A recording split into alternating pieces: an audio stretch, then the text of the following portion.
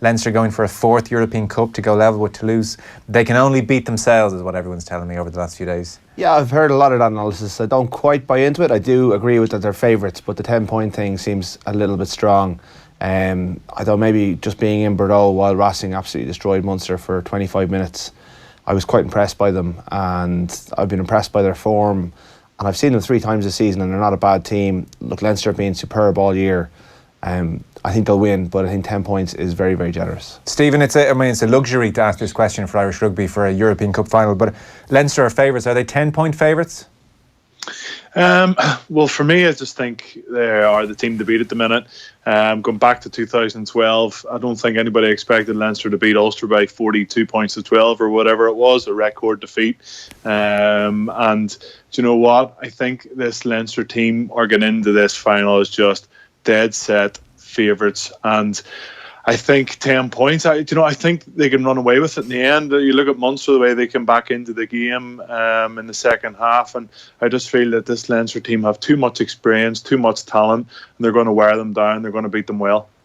So official teams won't be named until Friday, Rory. The mumblings today were that James Lowe could be out and Jordan Larmour could be in, because of, I suppose, ongoing concerns over Luke McGrath's ankle injury. McGrath is back, but it looks like Gibson Park will be on the bench. Therefore, it's a tough conversation with James Lowe, and because you can't drop Scott Fardy, quite clearly the form that he's in, and Eason Esewa will start. So it's looking like Jordan Larmour will start this final? It is. As far as I know, they'll do a final fitness test with Luke McGrath tomorrow. He'll start probably regardless of that fitness test, because he's expected to pass, but it's whether or not they can bank on him for a long period, not necessarily 80, but even 70 minutes. There's a big drop-off, I think, in experience anyway, between Jamison Gibson Park and Nick McCarthy, who will be the next in line. And I think if there's any doubt that Luke McGrath can't go 50-60, he hasn't played since March, they'll have to pick Jamison Gibson Park on the bench, and I think that is the plan as it stands, but it hasn't, as far as I'm aware, the final decision hasn't been made. It's very harsh on James Lowe. I think everyone is aware of this ruling at this stage, where they can only pick 2 out of 3. It's a little bit of a self-inflicted wound, because they didn't have to sign 3 non-European players as such. But yeah, the final will be poorer without him, and Leinster will be, I think, a little bit weakened without him as well. Larmour is a very good replacement, but he's not as experienced. He's not the same player, and also because Fergus McFadden is out of the equation with an ankle injury, with a hamstring injury picked up in the semi-final, it probably means one of the kind of, it's probably going to be Rory O'Loughlin, who has had pretty in and out year, so they're losing a little bit of quality off their bench as well. I don't think it's fatal by any stretch of the imaginations, but it is a real pity for the game, because I think everyone enjoys watching James Lowe play. Yeah, for sure. Okay, so otherwise team will have a familiar shape to it. Rob Kearney, Esewa on one wing, Ringrose, Henshaw, Larmour now it seems, Sexton, Luke McGrath, and then on we go into the pack. That's generally how this thing's shaping up. I think so, and then Scott Fardy probably remains on the flank. I don't think Rhys Ruddock, he might be fit enough for the bench, but I don't think he's going to come back, so they leave Toner and James Ryan. It's worked so well so far. So yeah, so Fardy, Levy, we weren't expecting Jordy any changes Murphy this week. I think Murphy's form has been excellent, so why bring Jack Conan back in when you can spring him from the bench? Yeah, so let's get a sense of the Leinster camp. Stuart Lancaster was speaking earlier in the week about Racing Metro, about the dangers they posed, and how Leinster have been preparing.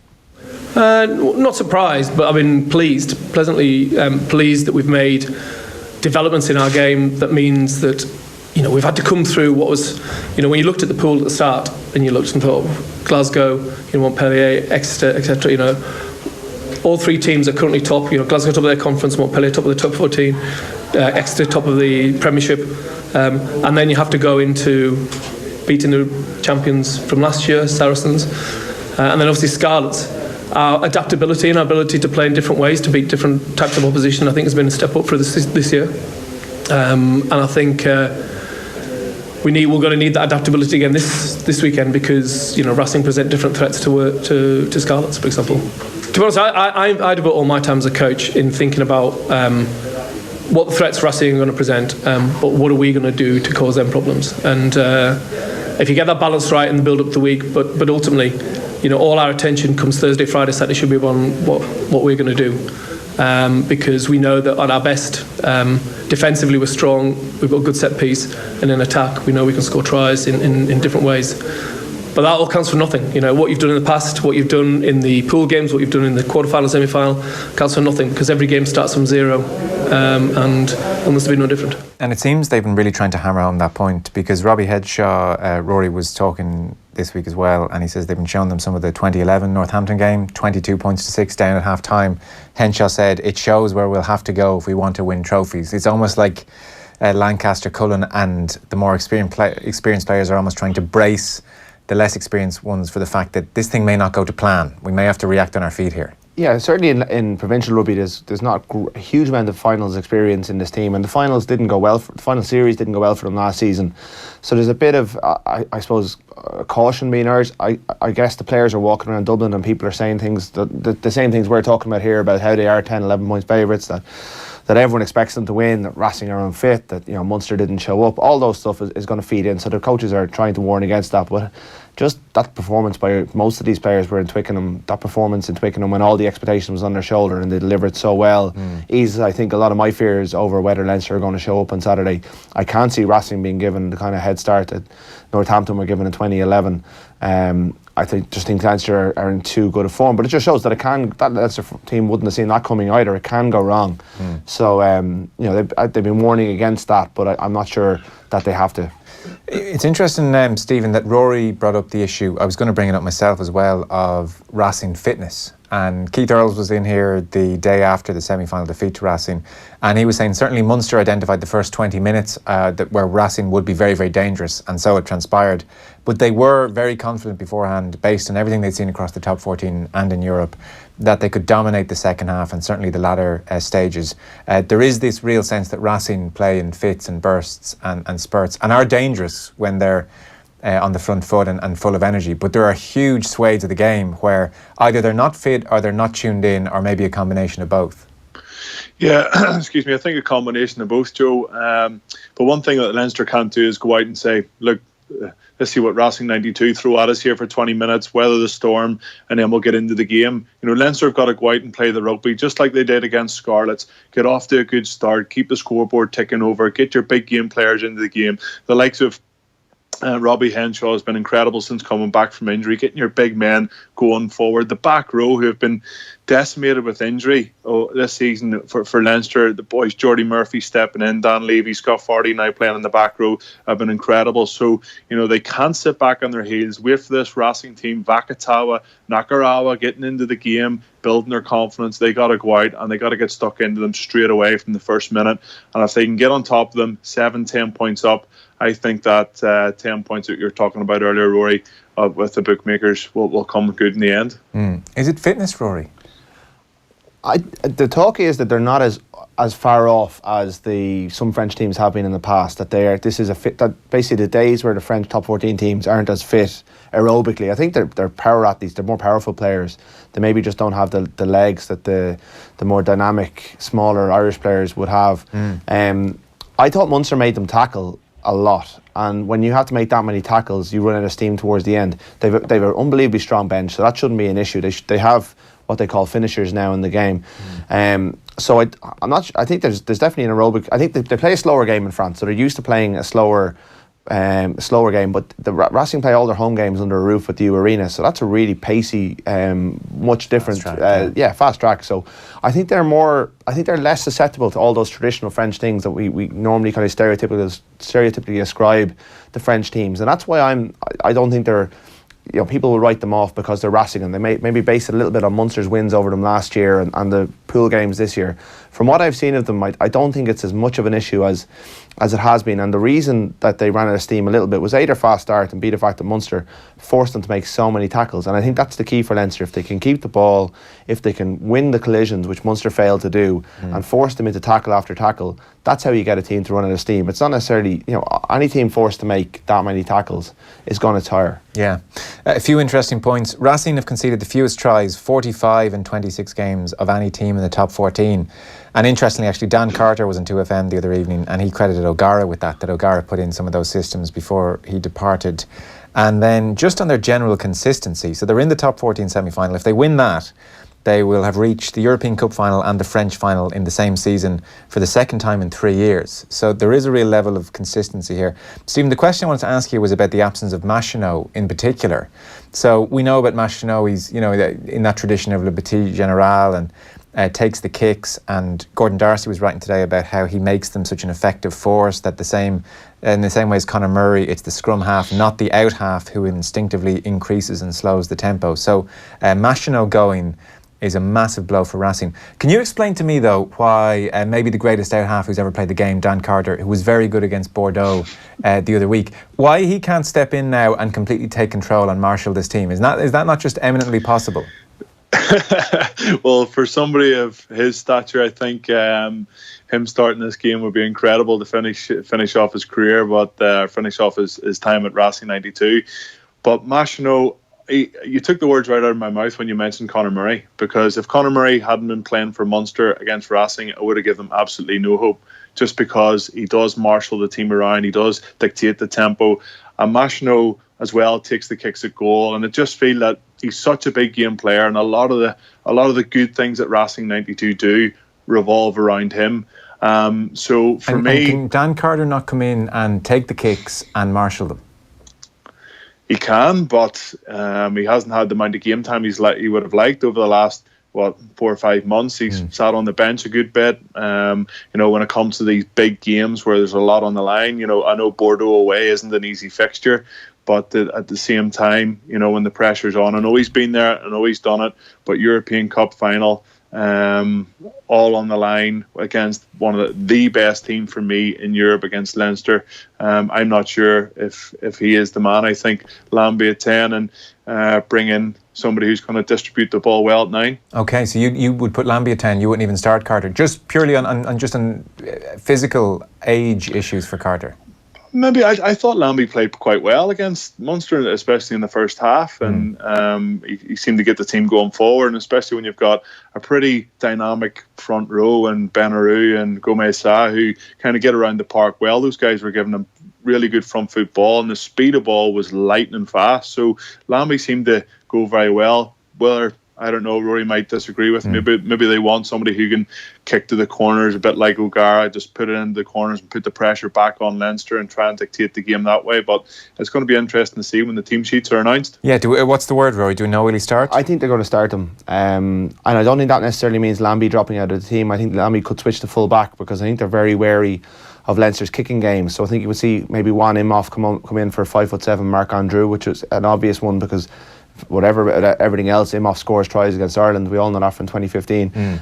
But also he's a really good aerial player. So is Lambie. Lambie, most of his test caps came at 15. And I think the weather will be a big factor in whether or not they select Carter. It's supposed to rain on Saturday, maybe not around kickoff, but a wet ball. We've never seen a greater wet weather performance than Dan Carter in 05. He's well used to it. Look, 05 is a long time ago, I accept that, but he's well used to playing in the rain in New Zealand. And I think even his presence and the fact that he played really well against Bordeaux, he came on against Munster and he made 4 of the best covering tackles I've seen this season. And that's not what you expect from Dan Carter. We always knew he could tackle, but it wasn't. That's what stood out. When the team needed him, he was able to pitch in with just some superb off the mark tackles against some of Munster's quick men as well. So I wouldn't have a concern about his fitness. Maybe his over 80 minutes, he might not make the full 80, but I think Munster made a mistake when they picked Simon Zeba on the bench, because they wanted to finish the game strong. Yeah. The more important thing is, I think, is to start the game with intent and get that lead as Racing did. And I have a feeling, the feeling is that they're certainly, because Machinot's there and they've lost that Director General, the Ibrahim is not the same kind of player. He's more of a quick breaker. That they need someone to control the game for them. And they can also have Lambie come in and support them. If he needs a second distributor, he can do that as well. It adds to their attacking threat, because their inside centre, Shivansi, who is an unbelievable defender, doesn't have the passing game. So feeling is that he will certainly have a role to play no matter what, and there's a growing sense over there. He was supposed to do a conference call with the Irish media today, and he got pulled at the last minute, and Joe Rockakoko, who is a sub, was put up instead of him. So look, you can read too much into these things, but I thought that was an interesting one. So we're starting to convince you there, Stephen. The aura of Dan Carter, the game management. He's a good player, Yeah, you know. Oh no, he certainly is. But if I was Robbie Henshaw and Dan Carter was starting, I'd be rubbing my hands, going up against one of the all-time greats of the game, and trying to get your team from football. But there's no doubt, like, Dan Carter can go into this game and dictate the game. But I just think that that Lambie, the way he played, and especially in the first half, and the energy that he brought to the game, I think they might go with him. But Rory's in the know. Don't put your money on it. Well, we'll see. We'll see on Friday. I mean, it would be quite something just for the spectacle if it was Carter versus Sexton. There would be an extra little bit of something in the air. And on the back row, and because this was certainly not the back row that Leinster started the season with, Stephen, and they wouldn't have predicted they'd be here. But Fardy, Levy, and Murphy were quite brilliant, and you just have to ask Tyg Byrne, I'm sure. In the semi-final, they completely bossed that game, bullied them in that game. Is there any chance of Racing with Donnacha Ryan in there and Nyanga upsetting the Leinster pack, or do you expect them to dominate there too? I think they're going to dominate there too. I think, again, they will come out all guns blazing and be thereabouts for 15-20 minutes of the game. But this Leinster team, who were going to be up against a Scarlets team, they put them away 38 points to 16, and it probably should have been more in the end. And the lads, you take out Sean O'Brien, you take out Josh van der Fleer, Rhys Ruddock for a good part of the season, Jamie Heaslip's retired, so Jack Conan gone as well. Jack Conan gone as well. So lots of big names there that are missing, and the boys that step into that 6, 7, 8 jersey, it doesn't matter when it's been, they've delivered. And I expect them to deliver again on Saturday in Spain, and certainly take it to this Racing 92 pack. You touched on Donnacha Ryan, you touched on Nakarawa in the second row as well. Guys, Donnacha will do the hard work, and Nakarawa will be looking for all these offloads. You look at all the offload stats for Racing 92. I think 75% of their offloads actually come from Nakarawa. So it's going to be interesting. But I just go back. I just think if you look at all the stats, Leinster are just the team to beat at the minute. And you talk about the Racing offloads. We haven't mentioned Teddy Thomas at all. Are you expecting tries here, Stephen? Are you expecting this could be a 35-20 kind of a game? Or will it be tighter than that? I don't think so. I think, with Teddy Thomas, Vakatawa and your team, they're going to get an opportunity at some stage. And, I definitely expect Racing 92 to score a couple of tries.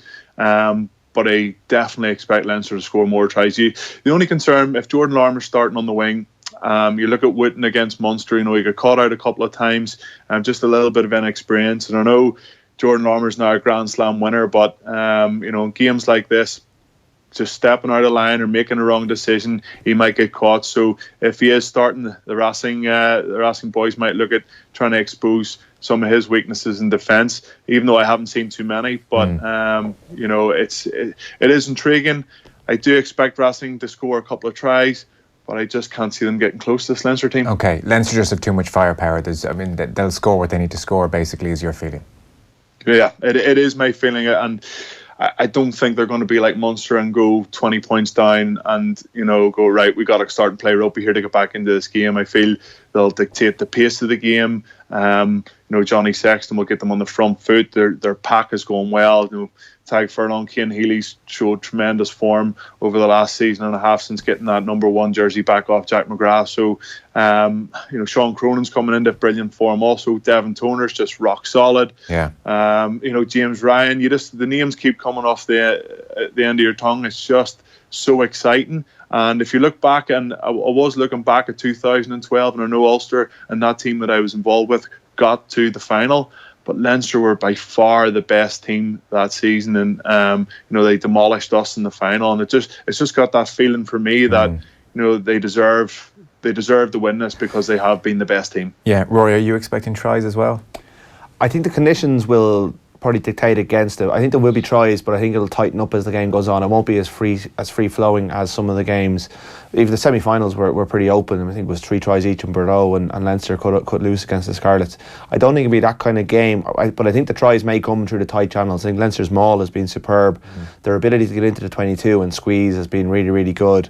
There might be tries. They may not come from nice backs moves. It might be more big hard carries in the tight channels, and Racing are capable of doing that as well. So I think their line-out is going to be absolutely essential to everything. We saw what Racing were able to do. They almost spooked Munster, and Munster let 4 or 5 go in the 22, which is just criminal at that level. I don't think Leinster are going to be that inaccurate. I think Sean Cronin, as Stephen said, is in the form of his life. And I think I saw the stat. I may have been reading an interview with Cronin. I'm talking off the top of my head here, but in their last 4 games, I think Leinster haven't lost one of their own line-outs in Europe. Yeah, and that They're was always 100%. I haven't got it in front of me, but that has always been the criticism of Sean Cronin. It's probably what's kept him out of the starting Ireland jersey more often than not. But his form in the second half, since he got left out in November internationals, he has been absolutely superb. Racing, according to Johan van Graan, Racing have the second best defensive lineup in the world, second only to the All Blacks. They certainly did a number on Munster in Bordeaux, but I think Leinster's set piece is solid enough. If they can do that job, I think if you stop Leinster getting that clean ball off line out, you go a long way to stopping Leinster. I was reading your piece today in the Irish Independent, Rory, and you were just again reflecting on how wonderfully the Lancaster-Cullen partnership has worked out. You used the phrase at one point, an absence of ego to make this thing work. And again, Lancaster just this week, and it seems to happen almost every week, has had to rule himself out of contention for another job. This time it's Harlequins. If you were to neatly sum it up, in the paper today you said Lancaster is basically looking after the attacking game plan, defence and review sessions. Cullen is looking after the line-out, media duties, selection issues and the increasingly fun job of dealing with the IRFU as well. And it seems to suit the two of them, and they don't get on each other's toes. Equally, they don't seem to be struck with all sorts of insecurities, which means they may or may not be getting enough credit. And it's dovetailed spectacularly well. Interestingly, we've 2 Lorens at Racing as well, another coaching ticket. They don't tend to work out very often. Yeah, absolutely. And it was one interesting. I looked back through the pictures because I couldn't remember an image of Leo Cullen lifting the Heineken Cup on his own. And in 2009 he lifted it with Chris Whitaker. 2011 he lifted it with Shane Horgan and Gordon Darcy. And 2012 he lifted it with someone else. Shane Jennings. And just interesting that he saw leadership. Jennings forced himself into that picture. It's just interesting that he went for a collaborative approach in each case. Obviously, it's his leadership style that he was never dictatorial. That it was always about the greater good of the whole group. And Devin Toner said the other day that as soon as Leo Cullen came back from Leicester, he was a coach in the number 5 jersey, that he ran the show as a coach on the pitch. But I thought, look, Stuart Lancaster deserves huge credit for the job that he's done since he came in, but he's gotten it. I think every time we speak to anyone, it's Stuart. And it's, Cullen is finding, as it almost suits him to step back into the shadows, but I think he deserves a huge amount of credit too. Himself and Laurent Travers are both in line to become the first person to win this tournament as a player and a coach.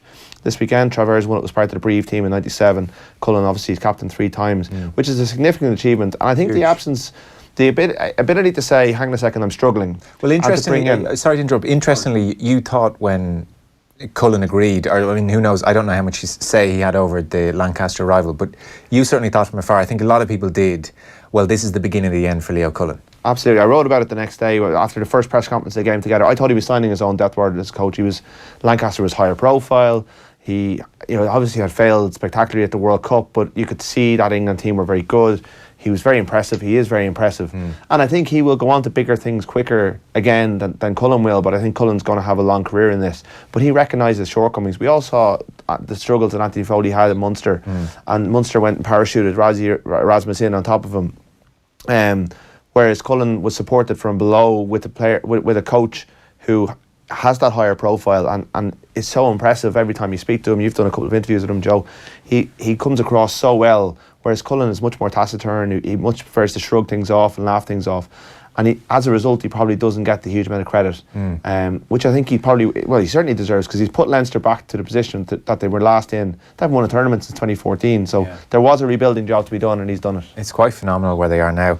And I know you were at the Lancaster press conference the other day, and certainly it may have been a journalist from Bilbao, or certainly a foreign journalist, was almost trying to get him to explain what he's found here at Leinster, and he seemed to struggle to find any kind of parallels, certainly in rugby and even across all sports. He's almost at the point of saying, I've never seen anything like this. The number of Indigenous players coming through, I mean. Yeah, I think New Zealand's the only real comparison. I think some of the Super Rugby teams there would be as homegrown, but certainly, it draws parallels. Athletic Bilbao, where we're going this weekend, only pick Indigenous players, but they're not as successful. We've seen, the Ajax comparisons, we've seen La Masia, all that stuff in football. the rate of knots, with the rate which they're producing brilliant young players, and to win it with this group of young players that they have, supplemented by a few signings like Henshaw, Fardy, and a few others from across the place, will be some achievement. And I think it will stand alone. This will be one of Leinster's greatest Heineken Cups, Champions Cups, if not their greatest. I think it'll stand alone as that good, given the teams they've beaten, if they can get it done. An unbelievable route through, yeah. So that's Leinster against Racing. Before we go, it's worth mentioning, Stephen, it looks like, well, if you're listening to Gregor Townsend, he has insisted that Dan McFarland will be serving that 9-month notice period with Scottish Rugby before heading for Belfast, which would mean he might arrive in January, which is just really a bit of a disaster from an Ulster point of view. You just feel this season of all seasons they need someone in early to get a feel for things and sort things out. You would hope this is Gregor Townsend and Scottish Rugby just upping the price that Ulster are going to have to shell out.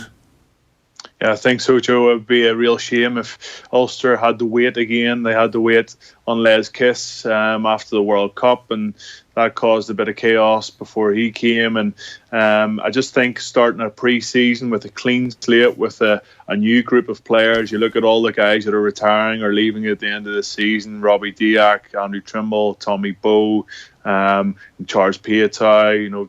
We haven't heard anything about Jared Payne yet. We're not sure what he's doing. So there's all these names that are leaving or retiring, and there's a changing of the guard at Ulster Rugby. There's definitely a changing in the guard of the coaching staff, and there's also been a lot of chat around here as well about the CEO, what his position will be come the start of pre-season. So a lot of change, and it would be a real shame if Dan McFarland didn't turn up for first day of pre-season and had to serve his time with Scotland. But at the same time, Joe, when they get into contract negotiations, I'm sure they knew all this. So hopefully they get it sorted out. Okay. You haven't heard much on that either way, have you? I would imagine it's a bargaining position, but if it is, you wonder why they announced his appointment without having all this sorted. I don't know whether they're trying to force the Scots' hands, I'm not sure, but we've seen this go wrong before for Ulster. Les Kiss started playing catch-up and never really caught up, and it's a job that needs to be done right. And I like Dan McFarland. I respect everything he's done in the game, but he needs to be there from the start to put everything in place. Like he's trying to hire coaches and stuff. At the moment, he's preparing for a summer tour with Scotland. But they're not going to want him designing their line-up plays. They're playing against Ireland in 18 months in a World Cup game or less. So it's just messy. It's messy. Almost. Also as well on that, just the whole timing of it as well. I think it was at half-time. Bryn Cunningham made an interview with one of the BBC guys that the decision had been made on a head coach, and somebody knew was going to be coming in. And a couple of days later, we all found out it was Dan McFarland. I think just with this European Cup game coming up against the Ospreys, the playoff game coming up against Ospreys for that last European spot, it almost felt like it was to throw it out there amongst the fans to kind of give everybody a bit of a lift. That things were looking forward. Ulster have been in the press for all the wrong reasons over the last 18 months. So just that bit of positivity to get back into the Ulster brand and the Ulster team. And I think that's why they announced it then. But it almost feels like it's completely backfired again, because you might not be here until January, so they've upset the fans even more. It just seems a bit bizarre, as Rory said, the whole timing of the announcement. Yeah, and further questions overheard they're doing their business. Rory, I presume you're going to Bilbao? I am indeed. Stephen Ferris, are you going to Bilbao? I will be there, yes. Of course you will. I think you're living the best life in the world right now. If I check your Twitter, if you're not at a rugby game, you're playing golf somewhere. If you fancy giving a golf, you give me a shout, Joe. You play places like Portrush and Royal County Down. Thanks very much. We'll take a short break. We'll run you through the Premier League scores in just a second. Off the ball on News Talk. Greetings, citizens. Our experiment has begun. Modern technology, as we now know, has the power to liberate populations, but also to suppress them. And the number one weapon in this war is information. On this week's Future Proof, a very special episode on social credit.